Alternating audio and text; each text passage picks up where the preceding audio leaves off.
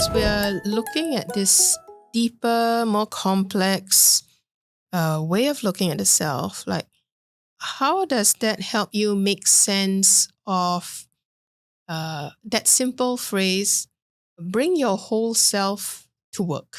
One thing I try and do when I work with my teams is to always think of them as whole people, right? And not just someone who is the completer of a task. So you're reading an email and sometimes I might look at it and think, this is not the best email in the world. I wonder why, right? And one temptation would be to say, oh, I must now reprimand this person. And then sometimes that may well be necessary, right? To maintain organizational standards. But I also sometimes ask myself, I wonder why it turned out that way. They're normally a lot better than this. What's going on here? And I prefer to ask more open questions at the beginning, of that sort of inquiry and just say, how's stuff going? This doesn't seem to be the kind of work you did before. Anything I need to know, right? And it might be that they just had a bad day. It might be that there's something going on at home, with parental care or child care or with themselves. And I think starting with those sorts of questions is a really important way of respecting the whole person that's there. And then the other thing is to also, when I'm thinking about growth and development of an officer, I think it's important to think about how the whole person is growing as well. Because it's very easy to just say, I want you to work on your analytical capabilities. I want you to work on delivering things in a more timely way. But sometimes they come back to me and will say, yeah, actually, I want to do all of that. But I want to, learn to assert myself more. And as an introvert, that's very, very hard for me to do. Or someone else might say, I want to journal a little bit more. But I find that anything solitary is really tiring because I don't get energy from other people as a more extroverted personality. And I think recognizing that helps me to then work with them and say, all right, how do we turn what you think is a challenge or a deficiency into a strength from which you can actually do more? Right? How can the introvert bring their reflectiveness and make that a deep strength in the analytical work that they're doing? There's a phrase that keeps coming up when I work with organizations where they'll say like, how much of the personal can I bring into work? Like, shouldn't we just keep things professional, And it almost seems like there's this distinction given between like, let's be personal versus let's be professional. And I found that I have instinctively started to reply people without completely understanding what I'm saying just yet, right? And I say like the personal is professional and the professional is personal.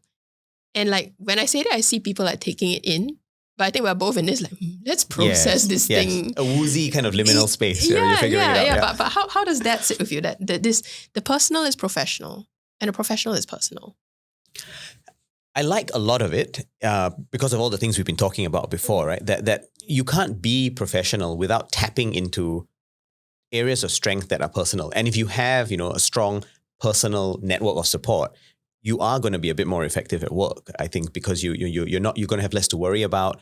You will be able to build on a base of strength. You may have a network that you can talk to, right, and get ideas that you would apply in your professional capacity. So I do think that that's very strong overlap. I do think what's important, though, is to remember that when we do bring ourselves into the work we do, it does need to be at least somewhat about growing the organization that we're in as well. I think when people try and draw the separation that you mentioned, right, keep things professional, what they are saying is, if you come in and you kind of say, do a lot of self-revelation and say, oh, I'm having such a bad day, there's all this stuff going on at home. I think if you do that for 10 minutes, that's not a bad thing, right? It creates vulnerability. It creates a sense of common morale and mutual support. But if you do that for the whole day, then that kind of becomes toxic, right? After a while. And it means that you're sucking up a lot of the oxygen in the organization and other people may not be able to do what they need to do.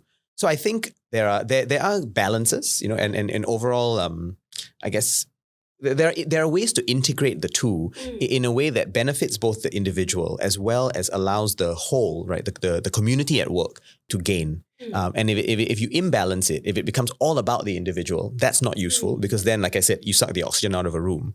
But if it's all about the organization and the individual then feels that they have to make lots of very self-sacrificial moves, right, that they are trying to do the work in spite of where they're at, that's not useful either. So a good point of balance would be someone who comes in and says something like, actually, team, I really need you guys to know that I'm facing the following challenges at home, right? My kid is really ill and we're not going to know what's wrong with them for the next 2 weeks.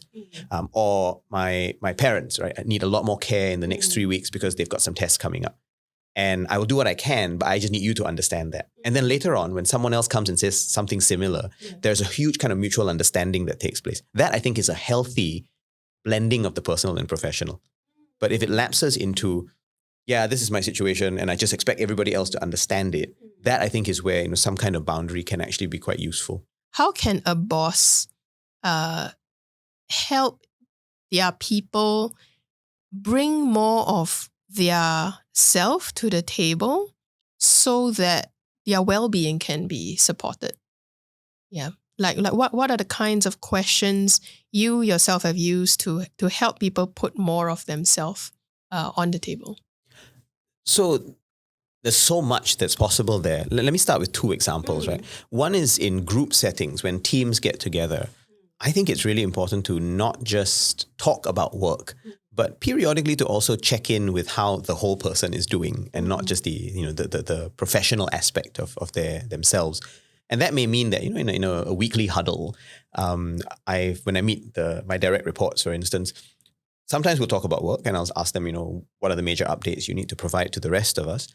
And sometimes I'll also say, well, how was the weekend, right? What did you all do this weekend? And at the height of the pandemic, that was really important because normally these sorts of more informal conversations would happen in a more informal setting. Conversations that would otherwise have happened, in the pantry or while walking to buy lunch were not happening because people were not seeing each other. Yeah. I found that we needed to be creating much more intentional space for people to talk about personal things.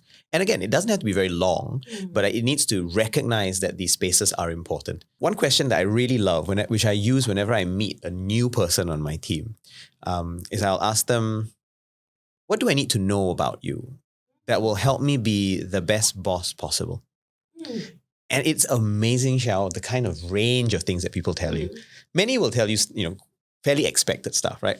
Oh, I need to go on leave every 2 months, right? I like hiking, so once a year I'd love to go on a backpacking trip. And those are great to know. But sometimes you also really hear about very, very human things that have nothing to do with work. One person who said to me, I love my work. I will work very, very hard, but please don't ask me to do anything between 6 and 9 p.m. When I leave the office, I want to go home. I want to be with my kids. I might make them dinner. My husband might make them dinner, or we'll go out. But we want to do that together. And I'll put them to bed by 8:30. And at 9, I can come back to work, right? And I will work really hard because I'm a night bird. I can work till midnight at that point. And I just thought, what a great way to set boundaries, right? And it wasn't a boundary that was saying, I don't want to work beyond a certain time. It was just saying, if you accommodate me, I will accommodate you, right? And I thought that was amazing because I'm quite an early bird. I go to bed by 11. And so the 6 to 9 worked out really well because I would take care of any crisis that happened at that point.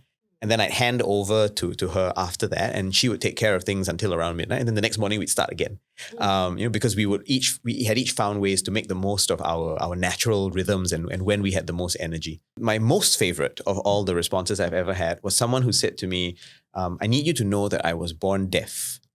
And I have only started using a hearing aid for about 5 years now. And that was very profound for me because, as a person who's always been hearing, I have not really understood what it means to be, not just to be deaf, but to then switch into having a hearing aid and functioning in a world of mostly hearing able people. I remember at one point, I found that there were 2 or 3 meetings with quite senior folks at work where this particular officer, he would get asked a question and then he would reply in a kind of relevant but kind of tangential way. And I remember thinking, this is not good because, bosses are going to think he's not listening or he's careless with his material or that he doesn't understand what they're asking. When actually this chap is very smart and clearly is in command of his work. So I went and spoke to his supervisor and I said, are you getting the same sort of vibe? And she said, yes, I am. Let's go talk to him. And I was like, yes, we figured this has something to do with it, but help us understand what's going on. And then he said, well, you've been hearing your whole life, right? So you will hear something, it goes into your ears, your brain processes it, you decide what the right answer is, and then your mouth articulates that answer. And it is a seamless process because you've been doing it since you were conscious. He says, I have not been doing it that long. I've only been doing it 5 years. Wow. So sometimes what goes into my ears and gets processed by my brain, and then the answer I come up with and what comes out of my mouth, at some point there is interference. Wow. Which is such a profound insight, right? I mean, it was just not obvious to those of us who haven't experienced that before. And so what could have become a scolding, right? Where we could have just said, you're not listening very hard, please listen better, turned into this very generative conversation where we said to him, that's perfectly understandable. And everybody knows this guy was born deaf, right? So even the bosses knew. But we don't immediately think that that means something in terms of consequences. Yes. So we said to him, all right, look, here's a simple strategy. If you see either your supervisor or me playing with our earlobes, right, in a really rigorous way, that is a signal to stop and say, could you rephrase the question?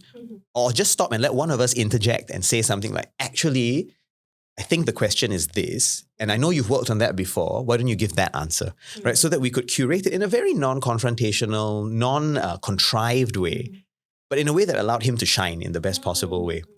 And yeah, I found that a deeply, deeply educational experience because if you don't ask the questions, you won't get the answers that allow people to express these different gifts.